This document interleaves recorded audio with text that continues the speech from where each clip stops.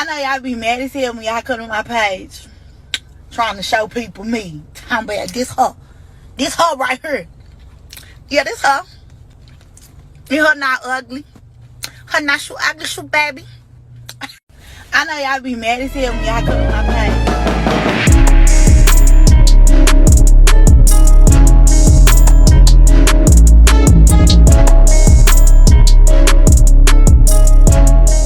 Relatives say that victim was out celebrating her birthday, which was this past Thursday, when she was shot and killed on the south side. She leaves behind 6 children, the youngest less than a year old. For the family of Jamia Taylor, her death just doesn't seem real. No, it still feels like a dream.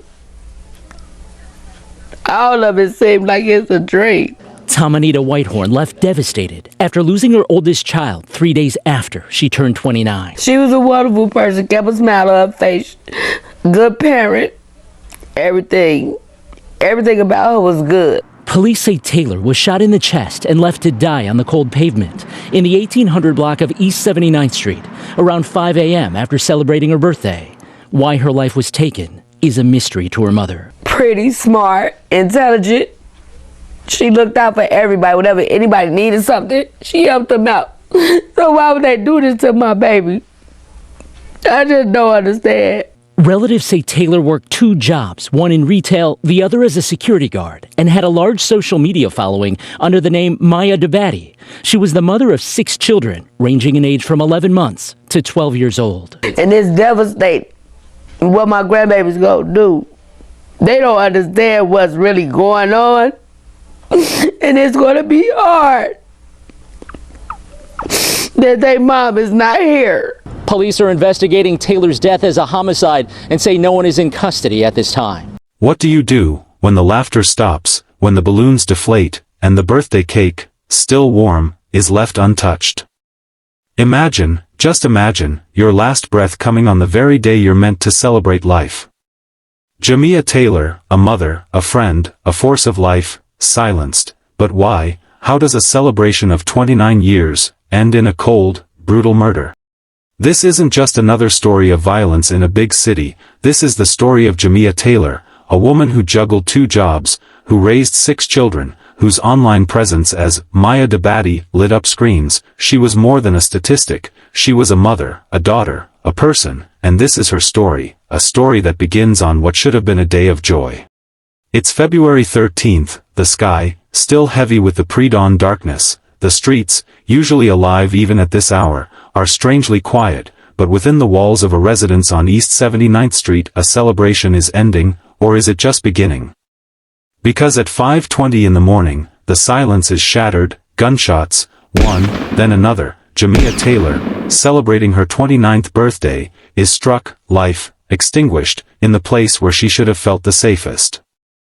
The University of Chicago Hospital, a place of healing, becomes a place of mourning. Jamia Taylor is gone, and the question that echoes through every street, every home, is who did this, and why?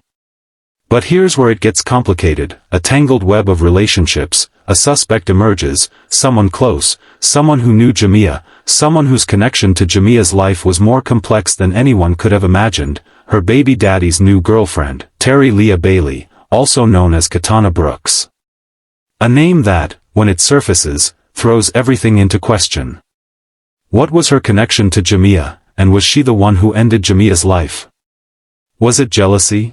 Rage, or something far more calculated? We're going to follow the timeline, dig into the evidence, and try to piece together the fragments of Jamia Taylor's last hours. But before we do, let me ask you, what do you think drives someone to commit such a brutal act? What secrets lie hidden in the shadows of a birthday celebration? And what, if anything, justifies ending a life?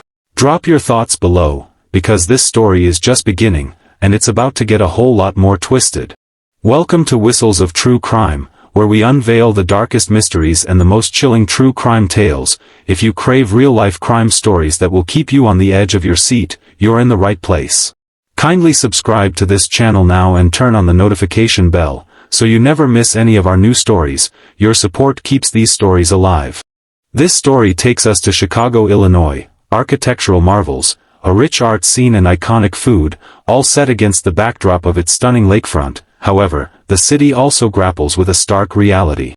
High rates of gun violence and crime, disproportionately affecting certain neighborhoods, this duality, beauty and struggle, defines Chicago. 6 children, 2 jobs, a life lived at full speed, that was Jamia Taylor, not a victim, but a force. Picture this, retail shifts, then security work, all to provide for her kids, 11 months to 12 years old, all depending on her, and in between, a vibrant online life, Maya de BADDIE. That was her handle, a screen where she was confident, alive, a personality that drew people in.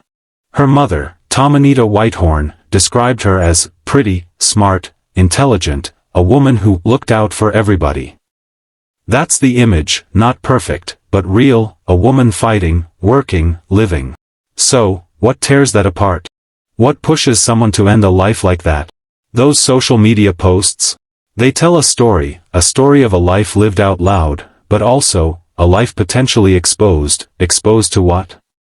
That's the question, because in those interactions, in those moments shared online, a connection forms, a connection with someone who saw her, someone who knew her, and someone, we believe, who wanted to end her life. Lea Bailey, Katana Brooks, the baby daddy's new girlfriend. This wasn't a random act, this was something personal. Jamia Taylor's life, her social media, it all placed her in the path of someone with a motive, and that motive wasn't some abstract idea, it was raw, it was personal. Here's the twist, the online world, the place where Jamia expressed herself, became a potential battleground, a place where jealousy, resentment, and maybe something even more dangerous took root, and that root grew. It grew until it ended up on East 79th Street. This wasn't just a shooting, it was a calculated act, and we're just beginning to unravel why. But here's the question we need to ask, what was said? What was done? What was the spark that ignited this? Because, what if, just what if, the answers lie, not in the shadows of the street, but in the light of Jamia's online world? And what if, that light is about to reveal something truly horrifying? What do you think was the motive? Could social media have played a role? Let me know what you think in the comments below. The 1800 block of East 79th Street, a residential area in Chicago's South Shore, on February 13th, in the early hours, this street became a crime scene. At 5:20 a.m., the sound of gunfire shattered the early morning quiet. Jamia Taylor, celebrating her 29th birthday, was shot. Police responded to a call of a person shot. What they found was Jamia, critically wounded. She was rushed to the University of Chicago Medical Center, but the damage was too severe.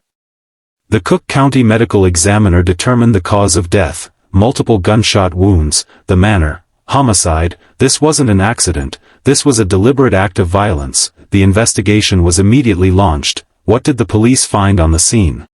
What did the witnesses say? The initial police statements confirmed they were treating Jamia's death as a homicide. No offenders were immediately in custody. The search for answers began, but the question that hung in the air was, why? Why would someone target Jamia Taylor? This wasn't a random act, this was targeted, this was personal, and as the police began to piece together the events of that night, they started to focus on Jamia's relationships, and on one name in particular, Lea Bailey, also known as Katana Brooks, the baby daddy's new girlfriend. What was her role in this? What secrets did she hold? And what was the motive that turned a birthday celebration into a murder scene? The answers, it turns out, lie in the tangled web of jealousy, and a rage that ended Jamia Taylor's life. What do you think would drive a fellow human crazy, to the point of committing this crime? Share your theories below. Discuss this, or you can pull up, or you can give me your address and I'll pull up. No address. Bitch, you live with a half-dead ass lady that was your mama. Bitch, I'm finna have you meet your daughter, right? She might be in hell or heaven. I don't even give a fuck. But bitch, you finna meet her. Now let's Somebody do this, tag bitch. Vinces real quick. I went to jail for a nigga. Somebody tag Vinces. You and Lorraine both dumb, Harley red looking ass hoes. Hey, somebody tag Stiff Vinces. bob wearing Tag ass Vinces. bitches. Tag Vinces. See all Wig y'all wearing ass hoes. Tag Vinces. Tag Vinces. Yeah, and I'm definitely on your ass too, Lorraine, bitch. Since you always got so much to say to these clown ass hoes that you hang with. Somebody tag Vinces. Social media became a battleground, words exchanged, accusations, a a digital record of escalating tension? Were these just online arguments or warnings? Was this the place where plans began? The police started to look at potential motives: jealousy, a classic trigger, a new relationship, competing for attention, for affection. Was there a history of conflict? Was there a moment, a single incident, that pushed things over the edge? Background information on Terry Lea Bailey is limited publicly. What we do know is that she was in a relationship with the father of Jamia's child. This placed her in a position of direct contact, direct conflict, with Jamia, and that proximity became a focal point for the investigation. But here's the question that changes everything. What if the online arguments were not just words? What if they were a mask? A cover for something far more calculated? What if the jealousy was not just an emotion, but a plan? And what if the night of Jamia's birthday was not a spontaneous act, but a carefully orchestrated event? We are about to see if a birthday party turned into a planned execution. Do you believe social media can fuel real-life violence? How do you think jealousy played a role? Let us know in the comments below. The Chicago Police Department faced a complex case, not a random shooting, but a targeted homicide. Their first step, to reconstruct the final hours of Jamia Taylor's life. Witnesses, if any, were crucial, but in the early hours, on a cold February morning. Every fragment of information was vital, but witness testimony is often conflicting, unreliable, and reluctant. Forensic evidence, the scene was processed, gunshot residue, potential DNA, any trace that could link a suspect to the crime. Were there any digital footprints, phone records, social media activity, any communication that could point to Terry Lea Bailey? A timeline was built, Jamia's movements, her interactions, the events leading to 5:20 a.m. The police needed to know, where was Terry Lea Bailey, what was her connection to the location, and what was her motive at that time?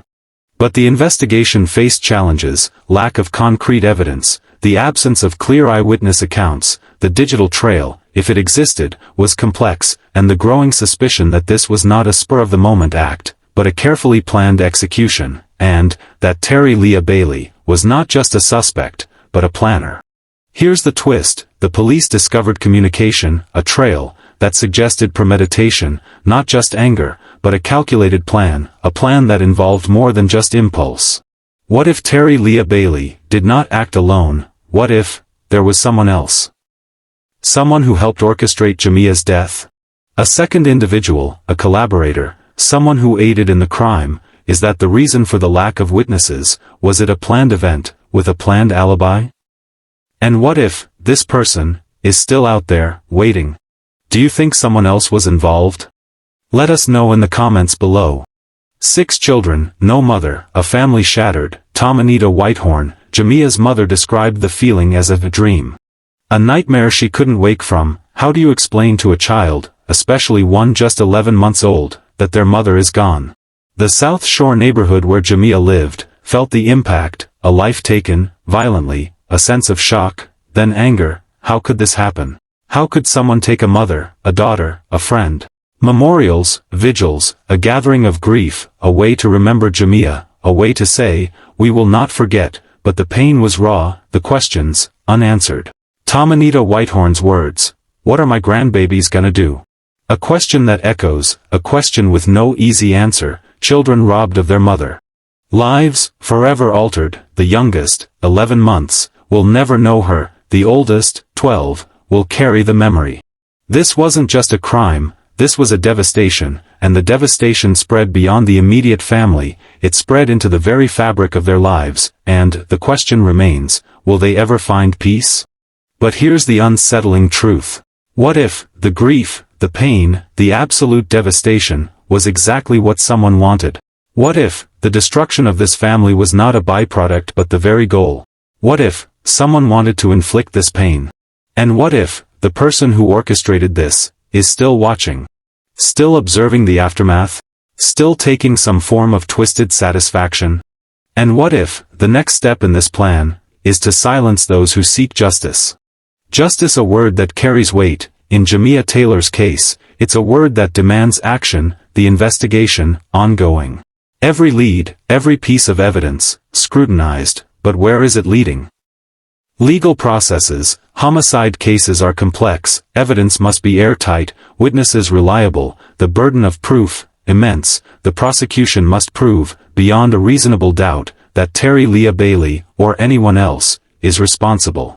Information is power. If you know anything at all, contact the Chicago Police Department. Even the smallest detail could be the key. Someone out there knows something.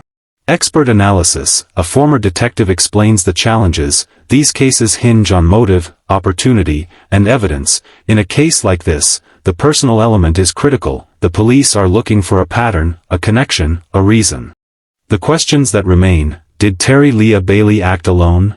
And most importantly, where is the final piece of evidence that will bring Jamia's killer to justice? But here's the unsettling truth. What if the answers are hidden, not in the physical world, but in the digital one? What if the key to unlocking this case lies in the very place Jamia lived her online life? What if the killer left a digital trail, a series of breadcrumbs that are yet to be discovered? And what if the digital trail leads to someone unexpected? Someone who was close to Jamia, someone who, until now, has remained in the shadows? What if Lea Bailey was not the mastermind, but a pawn? And what if the real killer is still out there, hiding in plain sight? Where do you think the police should focus their investigation? Let us know in the comments below. Beyond the crime scene, beyond the investigation, there was a life. Jamia Taylor, a mother, a daughter, a friend. This isn't just a story about death, it's a story about a life cut short, a life that mattered, a life that touched others, a life that deserved more than a violent end. Her absence leaves a void that can never truly be filled. We remember Jamia Taylor, not as a victim, but as a person, a woman who fought, who loved, who lived, and we remember her, to ensure that justice is served. The search for answers continues, the pursuit of justice, relentless, but this story is not over. It's a call to action, a call to remember, a call to seek the truth. Kindly subscribe for more true crime stories. Engage in the comments, respectfully, because these stories, they matter, and Jamia Taylor, she mattered. But here's the final, haunting question. What if the search for justice takes an unexpected turn? What if the person responsible for Jamia's death is closer than anyone imagined? And what if the truth is far more terrifying than we could ever have anticipated? Share your thoughts on Jamia's life and legacy. What should be the focus of the search for justice? Our hearts ache for Jamia Taylor's family. Words feel inadequate, but please know you are held in our deepest sympathy and prayers. May you find strength and comfort in the memories of Jamia Taylor, popularly known as Maya the BADDIE. Thank you for watching. If you crave to see more stories like this, where ordinary lives are shattered by extraordinary events, kindly like and subscribe this channel, turn on the notification bell, so that you be the first to know when we drop our next video. More answers waiting to be discovered. Stay informed, stay vigilant, and above all, stay safe. See you on our next video.